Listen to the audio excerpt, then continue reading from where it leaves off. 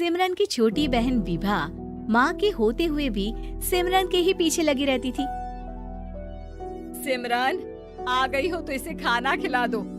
बोल रही है तुम जब तक नहीं खाओगी ये भी नहीं खाएगी।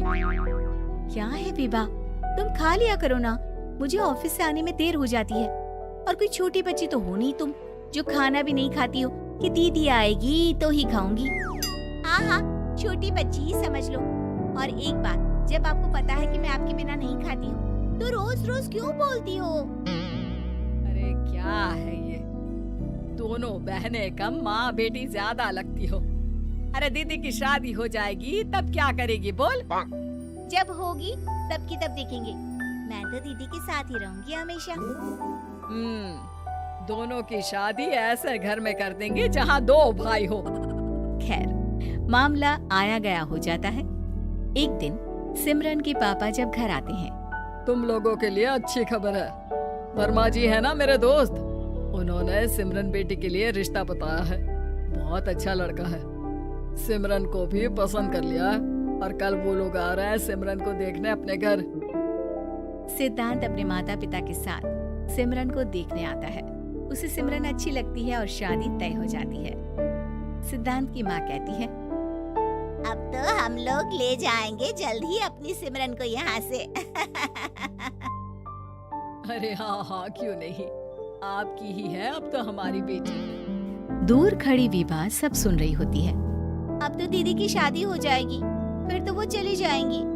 दीदी के बिना मैं कैसे रहूंगी? कुछ न कुछ तो करना ही होगा जिससे दीदी की शादी ही ना हो। सभी के जाने के बाद क्या शादी के बाद दीदी हम लोगों के साथ नहीं रहेंगी? अरे नहीं तो फिर क्यों रहेगी, शादी हो जाएगी तो अपने घर चली जाएगी ना। तो मैं भी जाऊंगी उनके साथ, मेरा भी सामान पैक कर देना। अरे कैसे बात कर रही हो विभा, दीदी के ससुराल छोटी बहन नहीं जाती। हाँ, कभी कभी जाकर मिलाना और रोज फोन पर भी बात कर लेना, ठीक है? नहीं पापा, आप तो जानते हैं मैं दीदी के बिना खाना भी नहीं खाती, ना ही मुझे उनके बिना नींद आती है। सिमरन बहन की बात सुनकर इमोशनल हो जाती है। अगले दिन से विभा खाना खाना छोड़ देती है। लोगों के लाख समझाने के बाद भी विभा ना खाती है ना ही सोती है। अंत में हार मानकर सिमरन सिद्धांत से मिलती है। सिद्धांत, मेरे मम्मी पापा ने बचपन से ही विभा और मुझे साथ रखा। वो मुझसे बहुत जुड़ी है। मुझे उसकी टेंशन रहेगी शादी के बाद, क्योंकि वो मेरे बिना नहीं रह सकती है। अरे ये तो छोटी सी बात है, वो हम लोगों के साथ हमारे घर में रह सकती है। जब उसकी अकल आ जाएगी या वो समझ जाएगी कि तुम्हारा घर वो नहीं बल्कि ये है, तो हम उसे घर छोड़ आएंगे, ठीक है? सिमरन खुश हो जाती है क्योंकि वो यही चाहती थी। वो माँ पिता से बात कर लेती है। अरे कैसी बात कर रही हो सिमरन, भला बेटी के ससुराल में हम छोटी बहन को कैसे भेज दे? जमाना क्या कहेगा? अरे तो पागल हो गया है, मना कर दे। इस शादी में इन लोगों का तो ये चलता ही रहेगा, कभी बहन यहाँ आ रही है, कभी वो बहन के पास जा रही है। अरे शादी हो रही है, कोई मजाक थोड़ी ना हो रहा है ना बाबा ना। माँ कैसी बात कर रही हो? सिमरन से मैं जुड़ाव महसूस कर रहा हूँ और इतनी सी बात के लिए इतनी अच्छी लड़की को कैसे छोड़ सकता हूँ? सिद्धांत की भी जिद होती है कि वो सिर्फ सिमरन से ही शादी करेगा, और होता भी वैसा ही है। सिद्धांत और सिमरन की शादी हो जाती है और दहेज में आ जाती है विभा। शादी के बाद बुआ सास कहती है, अरे माँ ना, साली आधी घर वाली होती है, लेकिन ये क्या, तुम तो उसे घर ही ले आए। तभी चाची कहती है, सिद्धांत को तो हम लोगों ने सीधा समझा था, लेकिन सबसे तेज तो यही निकला।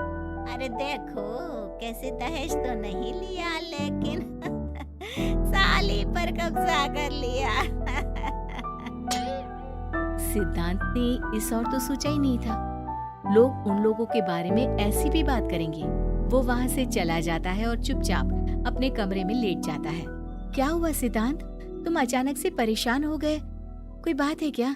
अरे नहीं नहीं, वो थक गया था ना, शादी की सारी तैयारी और रस्मों के बीच, सोच रहा हूँ थोड़ा आराम कर लूं। हाँ ठीक है, आप लेट जाइए, मैं विभा का बेड लगा देती हूँ जमीन पर। क्या वो यहाँ सोएगी? हाँ हाँ, बताया तो था कि उसे नींद नहीं आती मेरे बिना। तो तुम आराम से लेटो ऊपर, हम लोग नीचे बिछा लेते हैं। अरे नहीं नहीं, तुम दोनों आराम से लेटो ऊपर, मैं माँ पापा के रूम में जा रहा हूँ। सिद्धांत वहाँ से दूसरे कमरे में चला जाता है, जहाँ सिद्धांत के पिता उसे कहते हैं, क्या बात है बेटा, तू उस कमरे में क्यों नहीं सो रहा? बहू से लड़ाई हो गई है क्या शादी के पहले दिन ही? अब नहीं पापा, वो दोनों बहनों को बात करनी थी और मुझे नींद आ रही है तो मैं यहाँ सोने चला आया। अगले दिन सिद्धांत तैयार होकर ऑफिस जाता है। ऑफिस में लंच के वक्त दोस्त कहता है, क्या बात है सिद्धांत, इतना सारा खाना एक ही दिन में? हाँ यार, वो सिमरन को खाना बनाने का शौक है तो उसी ने बनाया है। यार हम लोगों की तो सिर्फ एक ही बीवी है, इसकी तो दो है ना। सिद्धांत को गुस्सा आ जाता है। कैसी बात कर रहा है तू? अरे तू तो भाग्यशाली है जो बीवी के साथ साथ साली भी आ गई। अरे साली लोगों की तो आधी घरवाली होती है, तुझे तो पूरी की पूरी मिल गई। सिद्धांत का पारा अब 7वें आसमान में पहुंच जाता है। वो खड़ा होकर उस लड़के से लड़ने लगता है। हाँ, मेरी शादी में मेरी बीवी के साथ मेरी साली भी आई है, ये सच है, लेकिन सिर्फ कुछ समय के लिए, क्योंकि उसने सिमरन को बचपन से ही माँ की तरह देखा और यूं अचानक वो सिमरन से अलग नहीं रह सकती थी। इसलिए सोचो, अगर मेरी बीवी उसके लिए माँ का स्थान रखती है तो मेरा दर्जा क्या हुआ? तभी वहाँ बॉस आ जाता है। माफ करना सिद्धांत, यहाँ इस मेंटल लेवल के लोग हैं, जरूरी नहीं साली सिर्फ आधी घरवाली ही हो, कभी वो छोटी बहन तो कभी बेटी भी होती है। वेल डन सिद्धांत। सिद्धांत को अब ऑफिस में कोई कुछ नहीं कहता, लेकिन आस पड़ोस का वो तो वही हाल रहता है। सिद्धांत ऑफिस से घर की ओर आ रहा होता है कि रास्ते में उसे अपनी कॉलोनी का दोस्त मिल जाता है। क्या बात है, चेहरे की चमक बता रही है, शादी से बड़ा खुश है तू, क्यों? हाँ यार, अच्छी लड़की और अच्छा परिवार मिलना कहाँ होता है जल्दी आजकल। यार हमें भी दिला देना ऐसा परिवार जहाँ एक के साथ एक फ्री की स्कीम चल रही हो। सिद्धांत को फिर गुस्सा आ जाता है। वो दोस्त को मारने के लिए हाथ उठाता ही है कि वहाँ विभा आ जाती है। अरे जीजू, रहने दीजिए ना, ये लोग नहीं समझेंगे कि इंसानियत क्या होती है। ये सच है कि दीदी से कैसे दूर रहना, ये मुझे पता नहीं था।